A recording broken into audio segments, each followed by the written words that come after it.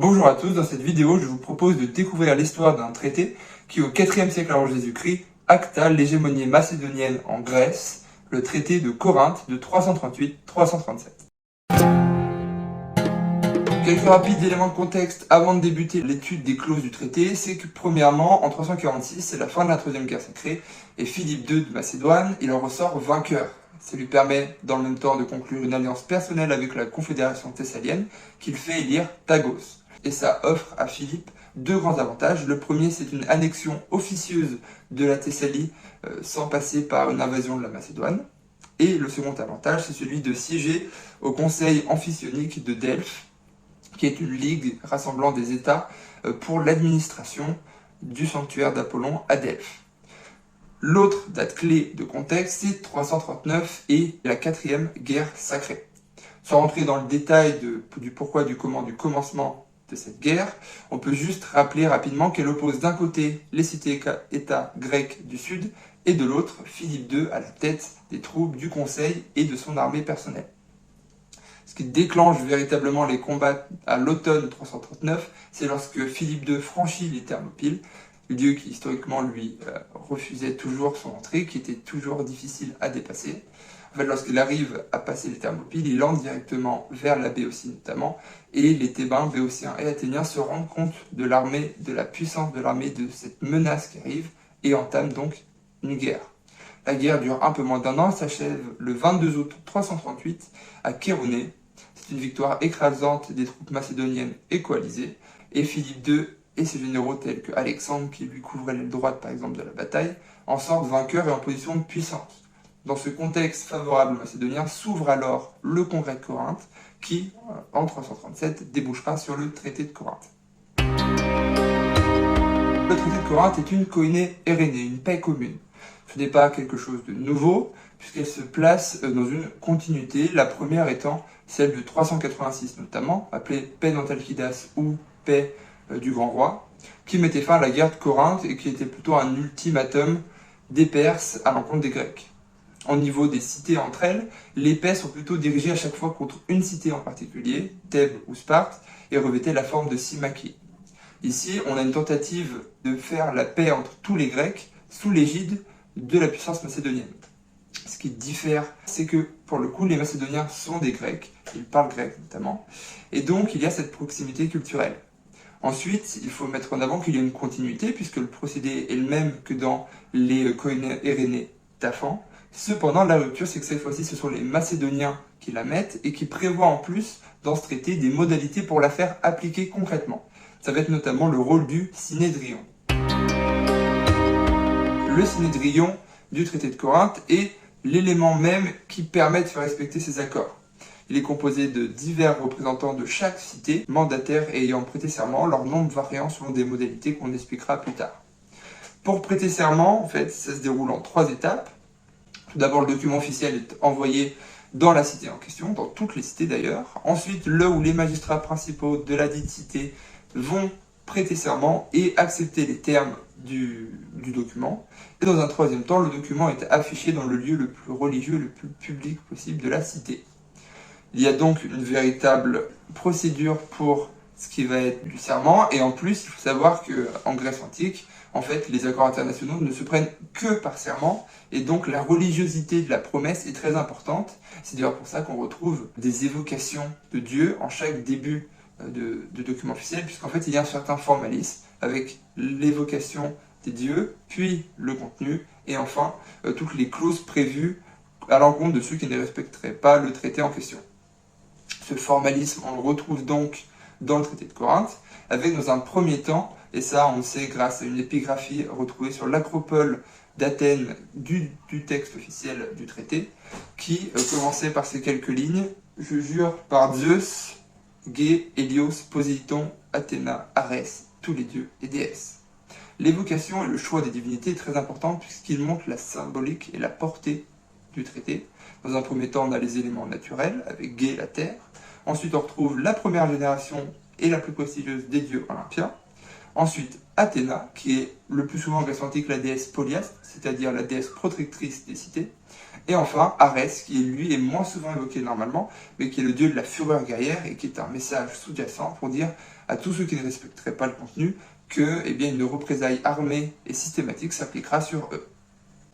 Là encore, ce n'est pas une invention de Philippe II, c'est un emprunt aux Athéniens, et ce type de conseil, le conseil des Hellènes, on l'a déjà retrouvé dans le passé avec que ce soit la Confédération athénienne d'un côté ou la Ligue du Péloponnèse par exemple. Ce qui change ici, c'est le nombre de représentants pour chaque allié. Les versions antérieures, c'était une voix pour un allié. Ici, le nombre de représentants va varier au prorata de la puissance militaire, c'est-à-dire qu'une voix équivaut soit à 1000 hoplites, soit à 250 cavaliers, soit à 10 navires de guerre. Si on prend l'exemple des Thessaliens, ils ont 10 voix puisqu'ils peuvent mobiliser 2500 cavaliers. Ensuite, l'autre différence, c'est que Philippe et la Macédoine ne sont pas présents dans le conseil. En fait, c'est tout à fait logique, puisque s'il était membre du conseil, il devrait appliquer les décisions du conseil et donc perdrait sa liberté d'autonomie et sa liberté d'initiative. L'autre élément important à souligner, c'est qu'il n'est pas totalement étranger à ce conseil, puisqu'il est élu hégémone et stratège autocrator, c'est-à-dire qu'il dirige les troupes du conseil, donc de l'armée mobilisable, et en plus qu'il n'a de compte à rendre à personne sur le champ de bataille, sur ses exécutions et sur ses choix militaires. Enfin, si on est parfaitement honnête, ils ne sont pas exclus du conseil. En fait, on l'a déjà évoqué précédemment, mais Philippe II est Tagos de la Confédération thessalienne, c'est-à-dire qu'il est le magistrat principal. Et en ce sens, en fait, les 10 voix et 10 représentants que possède la Thessalie sont tous des amis de Philippe II. Et on sait très bien à l'époque que lorsque les Thessaliens proposent quelque chose, et plus généralement lorsqu'ils parlent, ils parlent à chaque fois au nom de Philippe II et de ses envies et de ce qu'il a envie d'exprimer. Donc, encore une fois, il est toujours en contrôle des troupes du conseil et exerce aussi une influence au sein même de ce conseil par le biais des Thessaliens. Mais alors, à quoi sert-il ce conseil et quelles sont ses prérogatives ? On en dénote 3. Tout d'abord, la première et la plus évidente, c'est de maintenir la paix. La seconde, c'est d'interdire toute modification de constitution, de mise en place de politique révolutionnaire ou de guerre entre voisins. Et sa troisième, c'est d'arbitrer les conflits. Philippe II le sait, le mal endémique de la Grèce, c'est les guerres fratricides. On se bat à chaque fois pour le moins de lopin de terre disponible, et il y a une guerre incessante entre chaque cité-État. Chaque cité donc se doit de conserver son centre urbain et d'étendre sa chorale le plus possible, mais Philippe II ne veut plus entendre parler de ça et fige la situation. Mais il est malin, il ne fige pas la situation sans avoir pris au préalable quelques précautions. Tout d'abord, il règle ses comptes avec Sparte, ou à Sparte, qui n'est pas dans le traité de Corinthe, qui a refusé d'y être. Eh bien, Philippe II dit « Ok, mais par contre, je vais t'affaiblir ». Et il le fait de manière très indirecte, puisqu'il va... Sparte est à l'époque en conflit avec trois peuples. Il y a les Messéniens d'un côté, les Argiens et les Arcadiens. Et donc, ces conflits sont à chaque fois pour des territoires. Eh bien, lui, il arrive, il ravage l'Eurotas et il dit écoutez, les Argiens, les Messéniens et les Arcadiens, toutes les terres pour lesquelles vous vous battez, je vous les accorde. Donc, le territoire de la cité spartiate se réduit grandement, et en fait, les Spartiates, eux, ne peuvent pas répondre parce qu'ils ont déjà en tête la défaite de Chéronée d'un côté, et de l'autre, ils savent très bien que leur armée ne peut rivaliser avec celle des Macédoniens. Donc, Sparte est affaiblie territorialement. De l'autre côté, dans ce qu'on pourrait appeler des cadeaux territoriaux, eh bien, il va en faire à Athènes, à qui il prend une partie de la Béotie et l'offre aux Athéniens. Le but de cette manœuvre, c'était de s'assurer les faveurs athéniennes, qui d'ailleurs, bien qu'elles aient été une des cités chefs de la 4e guerre sacrée de la coalition contre Philippe, ne ressort pas tellement démolie et pas tellement pénalisée par les Macédoniens. Donc il leur offre ce lopin de terre pré-béotien pour s'assurer en échange le prêt de sa flotte. Et enfin, la troisième disposition qu'il a pris en amont, ça va être celle des garnisons. En fait, il en a installé 3, une à Thèbes, une à Chalcis et une sur l'Acrocorinthe.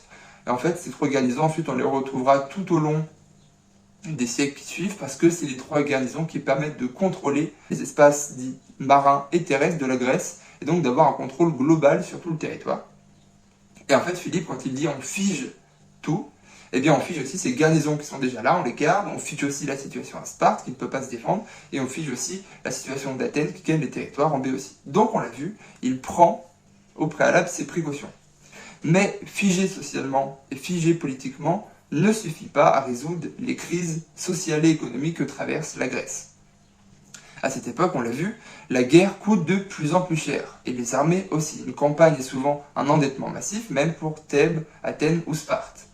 Donc va arriver ce qu'on appelle à l'époque le grand mal, c'est le mal du mercenariat.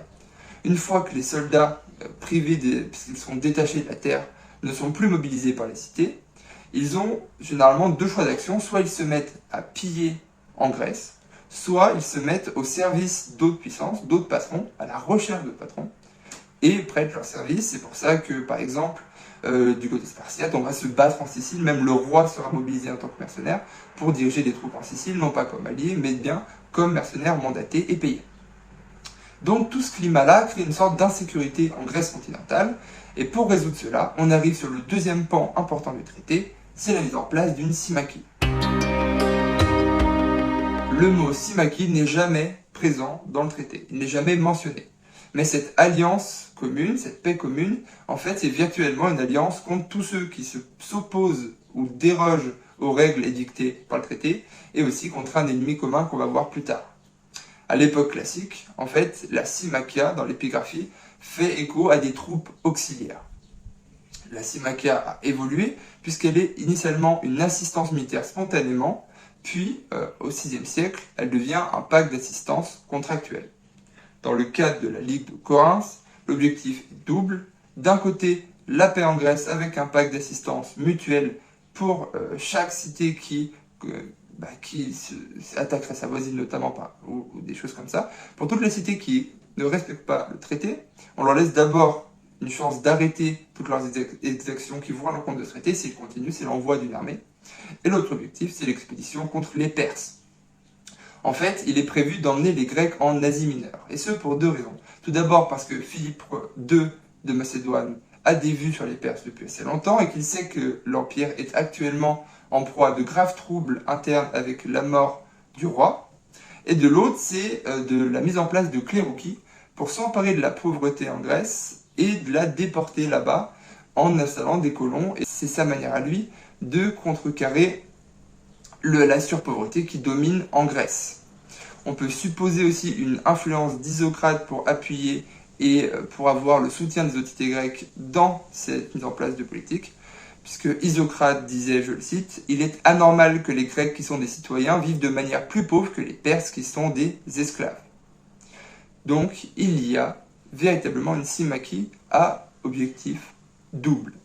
La justification de la symmachie se fait par un recours au passé glorieux. On ravive des souvenirs positifs pour les Grecs, puisqu'il met en avant en fait tout d'abord la vengeance pour les temples qui ont été brûlés par les Achéménides, notamment en 480 avec Xerxès qui incendie Athènes lorsqu'il s'empare de la cité. Il avait donc fait détruire le vieux temple d'Athéna et le Parthénon et complètement rasé l'acropole. L'autre justification, c'est là encore dans un but de raviver un sentiment panhellénique, c'est la libération des Grecs d'Asie mineure. Donc tout est fait, et même d'ailleurs le choix de la cité, avec Corinthe qui était aussi le lieu dans lequel tous les Grecs s'étaient rassemblés pour mettre cet accord en place d'une alliance contre les Perses. En 480, ils s'étaient réunis sur l'isthme de Corinthe, plus précisément. Et donc en fait tout est fait pour que ce programme panhellénique se mette en place sous le commandement de Philippe II et de la Macédoine. Et c'est là toute l'importance de ces réunions diplomatiques, de ce traité, c'est qu'en fait, ça offre un nouveau contingent à Philippe II pour pouvoir, d'un côté, s'étendre en Perse et mener sa conquête de la Perse, et de l'autre, pacifier les Grecs, et qu'ils ne représentent plus une menace, mais plutôt un allié. D'ailleurs, ça on le voit très rapidement, puisqu'en fait, au printemps 336, Philippe II envoie 10 000 hommes en Asie mineure, avec à sa tête 3 généraux qui lui sont très proches, Parménion, Attale et Amyntas. Cette expédition d'éclairage en fait a pour but de préparer le terrain en vue d'une expédition proche, très proche, puisque il veut pouvoir amener tout d'abord son armée macédonienne, puis son armée des troupes grecques qui mobilisent grâce à la symmachie dans un territoire allié, ou du moins dans un territoire connu, pour ensuite s'étendre vers l'est. Pour conclure cette vidéo, on pourrait juste mettre en avant le travail remarquable qui a été effectué par Philippe II de Macédoine. Ces deux outils diplomatiques qu'il met en place permettent tantôt de pacifier la Grèce et tantôt d'envahir la Perse. On ne saura jamais toutefois jusqu'où il aurait pu aller, puisqu'il meurt assassiné peu de temps après. Son fils Alexandre, lorsqu'il est acclamé Basileus des Macédoniens, réitérera ces traités puisqu'ils étaient tombés caducs à la mort de son père. Il lancera lui aussi la conquête de la Perse et là encore on ne saura pas jusqu'où il aurait pu aller puisqu'il va mourir brutalement. En tout cas, j'espère que cette vidéo vous a intéressé. C'était un réel plaisir de la réaliser. Tout ce qui concerne la bibliographie, vous la retrouverez en description. Et puis moi, je vous souhaite juste bonne continuation, de vous abonner et de liker si le contenu vous a plu. Et je vous dis à la prochaine pour une nouvelle vidéo. Au revoir.